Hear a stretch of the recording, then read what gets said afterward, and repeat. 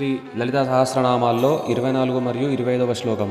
దేవర్షిగణ సంఘాత స్తూయమానాత్మవైభవ బండాసురవదోద్యుక్త శక్తిసేనా సమన్విత సంవత్కరీ సమారూఢ సింధూరవ్రజసేవిత అశ్వారూఢాధిష్ఠితాశ్వ కోటి కోటిభిరావృత.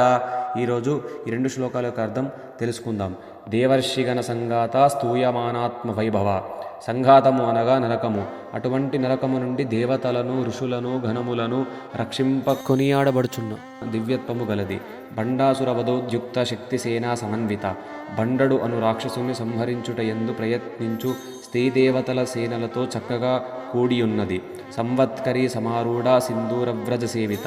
సంవత్కరీ దేవి గజసైన్య దేవత నాయకి. అధిరోహించిన ఏనుగుల సముదాయము చేత సేవింపబడునది. అశ్వారూఢాధిష్ఠితాశ్వ కోటి కోటిభిరావృత.